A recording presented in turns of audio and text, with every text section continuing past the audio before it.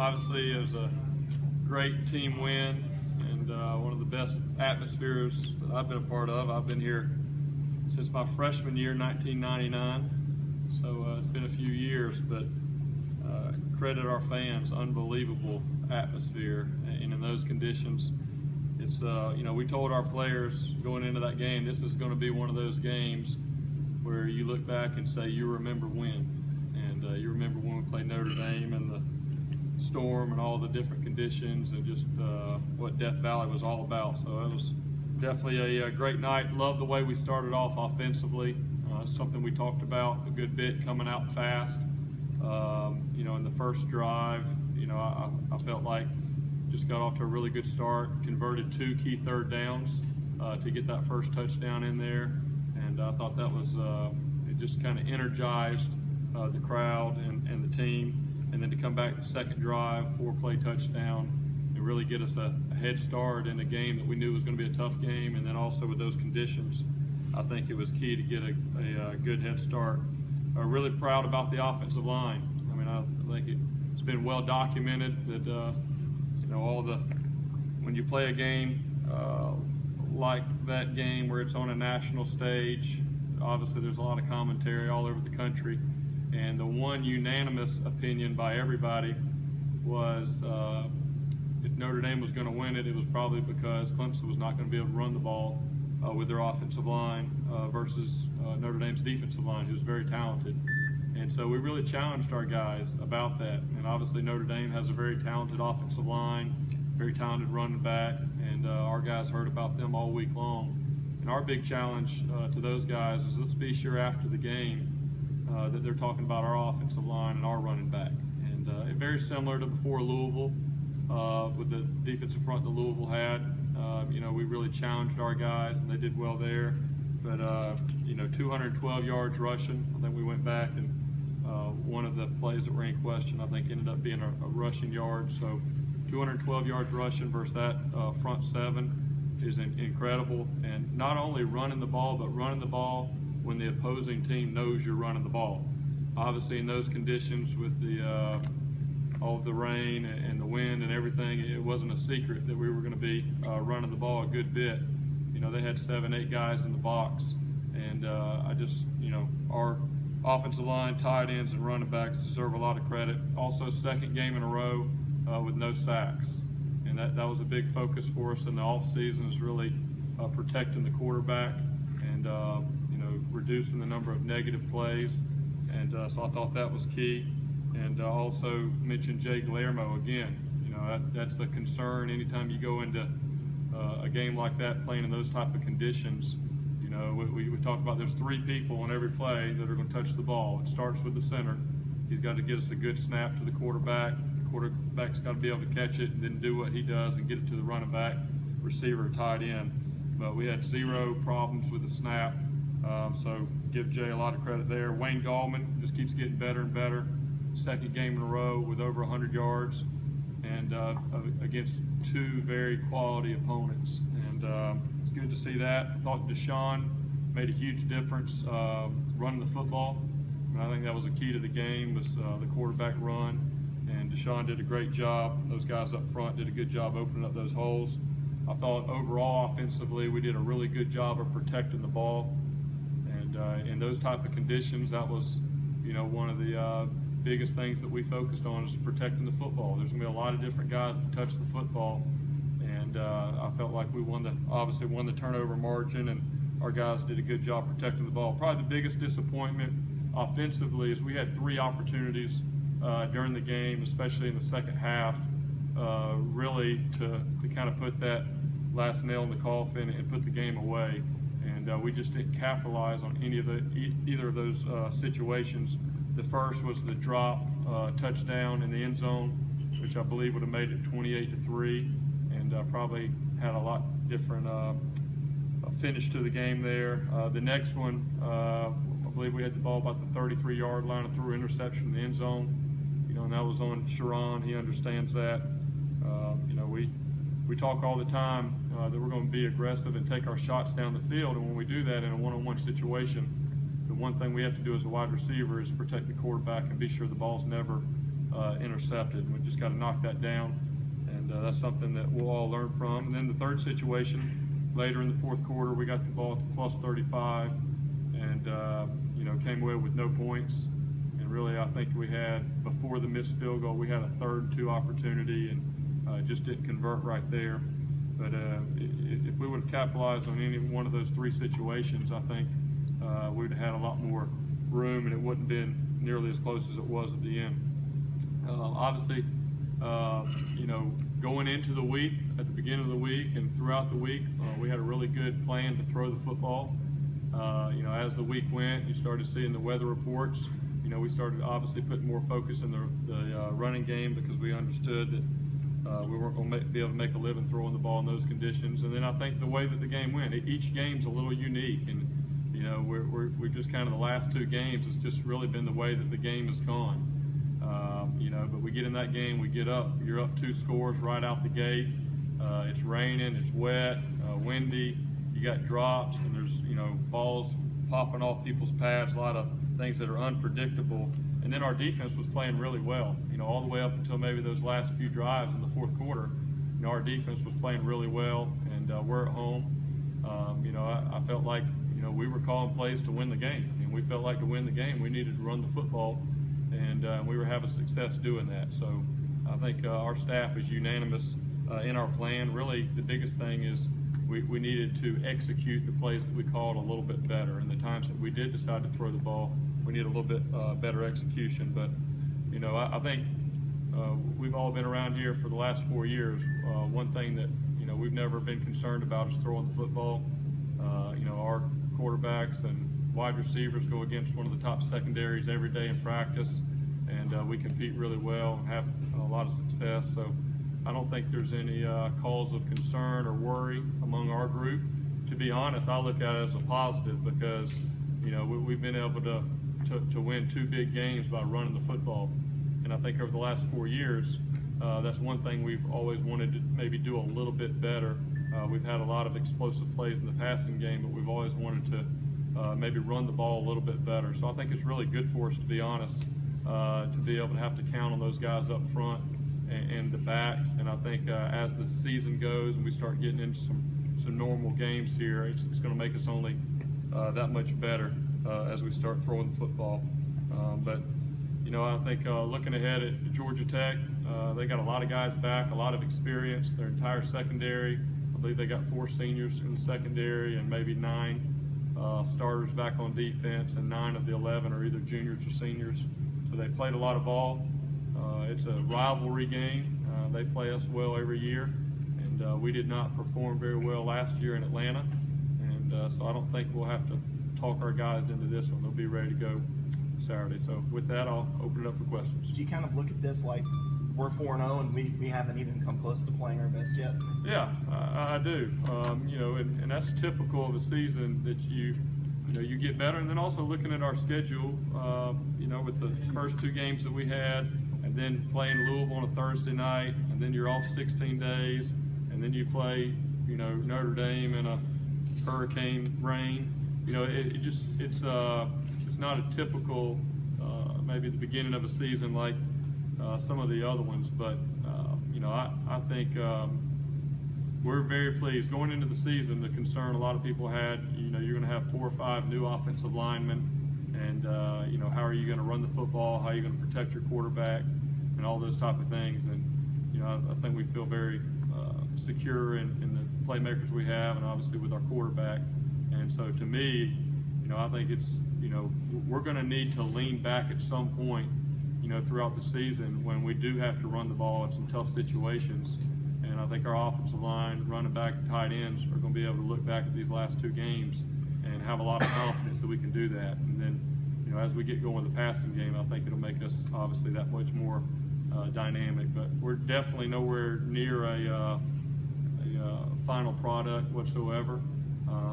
We got a lot of good things in the game plan that we haven't shown yet, and the opportunity hasn't arisen for that. But I think we're getting ready to get on a stretch where we're going to need both the passing game and the running game, obviously, to be successful and continue to win. With that said, the season now goes to 8 weeks in a row, and you mentioned the beginning of the season being awkward with the short week, the long week.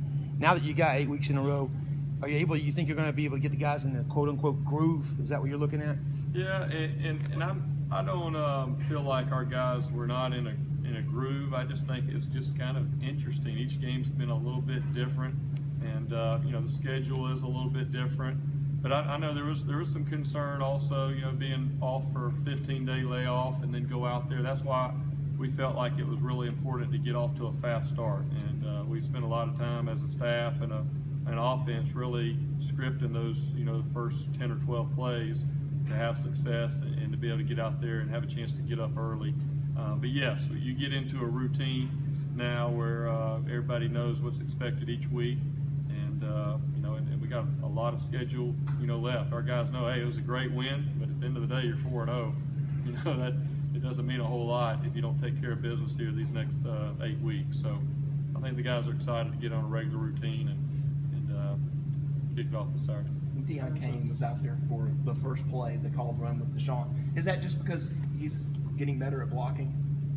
Well, I think the package that we decided to, the play that we decided to run first play, he happened to be in on that play.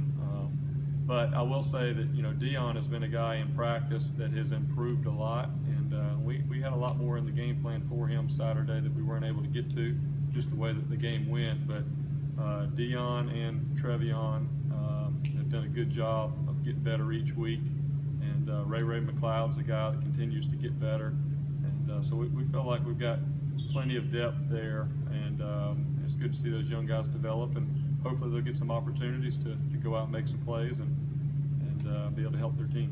In terms of both play calling and performance, been a struggle to close out fourth quarters for Louisville and Notre Dame. Is that a concern, just both in terms of coaching decisions and the players? Well, I think you know, the biggest concern, the way we look at it, you know, offensively, is, you know, when did we have opportunities to put the game away?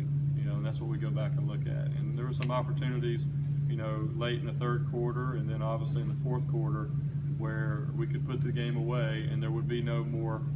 We wouldn't have had any of the deals we had to deal with there at the very end. And really what that comes down to is execute. You know, like I said, on that one drive at the plus 35 that we ended up having to kick a field goal and missed a field goal, you know, on 3rd and 2, you know, we had a call, we didn't execute it.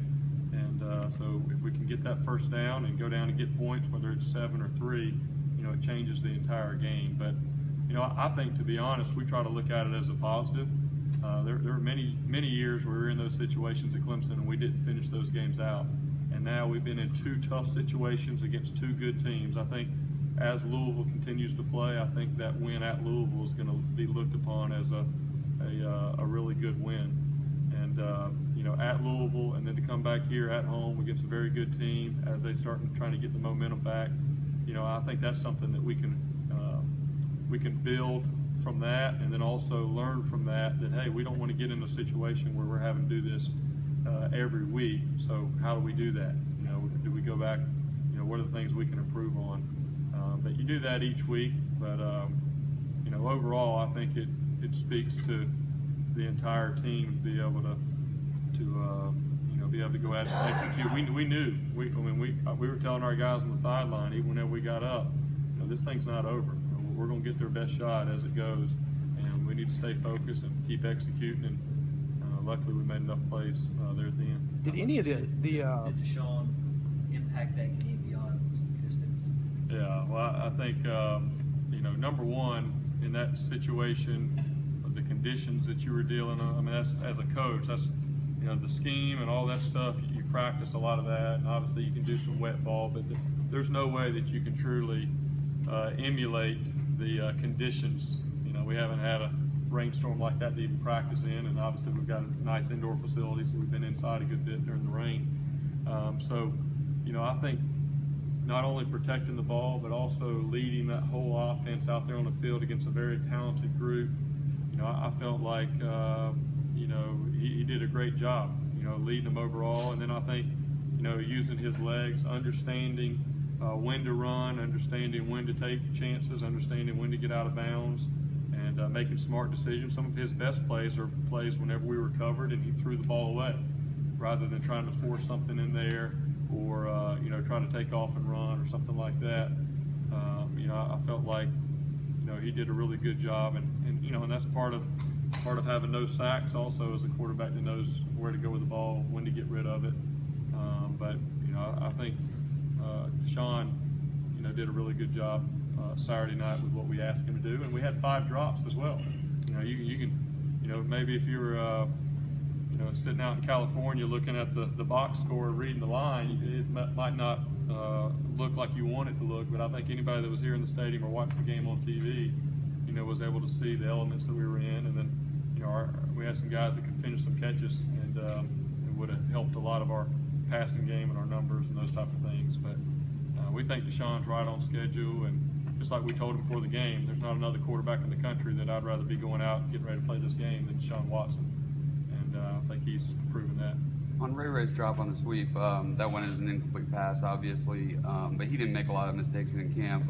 What do you attribute that to? Was it with the wetness, or was he just not concentrated? Was it more of a mental error? I think, as a young player especially, he got excited. His eyes got downfield. He was already trying to think ahead about where he was going to go with the ball. And something we always talk about is, human nature. Human nature is to kind of take that catch for granted because it's just a short flip and to turn your eyes. But we really talk about that, and then especially the option pitches. Sometimes we get down the goal line and we pitch an option out to that wide out. We really tell them, hey, secure the pitch with your eyes. Don't turn your eyes upfield. And that's really what he did there. And luckily for him and for us, he was able to learn that lesson on a forward pitch rather than a backwards pitch. But that happens. He'll learn from that and get better with that. But it was a good learning experience for him, and it's a good reason for us to pitch those instead of hand those off to. Jeff, any concern at all that you do have a lot of young guys on offense? Any concern that with a big win like this that they don't lock into the rest of the season and say, we've got a lot of playing to do? Well, I think Coach Sweeney did a really good job before the Notre Dame game of preparing them for that. And, because he was telling them all week long, hey, this is going to be a big moment, but it's only going to be a moment. And at the end of the day, we're going to be back in here on Monday, and we're going to be either 4-0 or 3-1.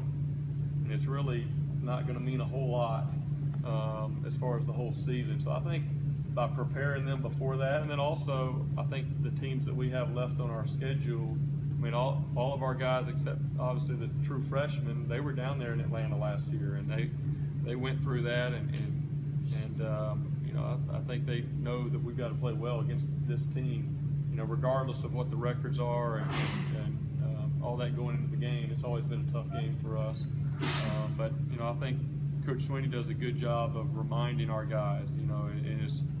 It's a one-game season, and just every game after every game, win or lose, Coach Sweeney tells the guys, hey, enjoy the game tonight, and the season starts tomorrow, and let's try to do everything we can to be 5-0. And I think our guys have really, it's one thing to say that, kind of throw that out, but it's another thing when they take ownership in that. And I believe that they have. Obviously, we'll see as the season goes. And and we've reminded our guys too. I think it was maybe 2011 started off 8-0, and so we bring those back up. Some of the guys that weren't here, kind of remind them of those opportunities. But we've got a good schedule left in front of us, and we're going to have to play well on in all phases to have a chance to win those games.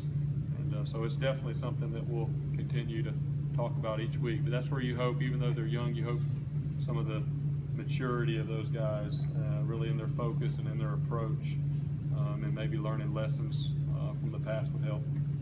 Going back to Georgia Tech, when you're watching film on them and preparing your game plan, any particular players on that defense step out to you?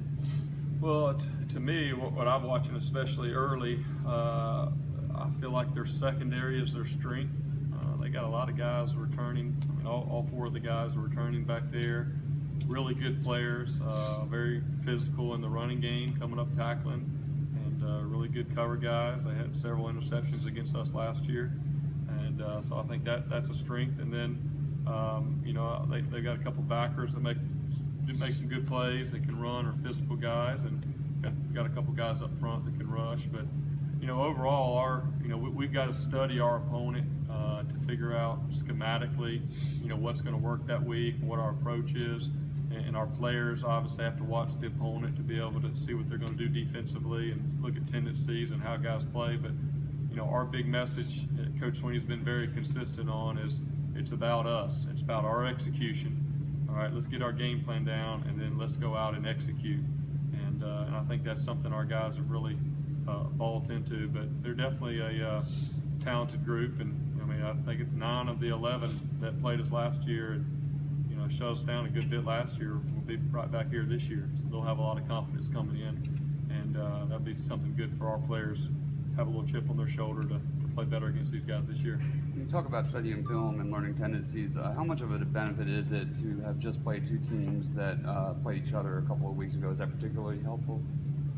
You know, to be honest, not really, because they're now, I will say, you know, Notre Dame, I don't think it really helps that, you know, we're playing people that common opponents. But I think sometimes the people that do play them before you play them, what they're doing offensively, and you know, Notre Dame does a lot of good things, and then also North Carolina, very similar in a lot of areas to some of the concepts and running game stuff that we do. So being able to see how they play that, you know, is a benefit. But you know, other than that, I don't think anything different than normal.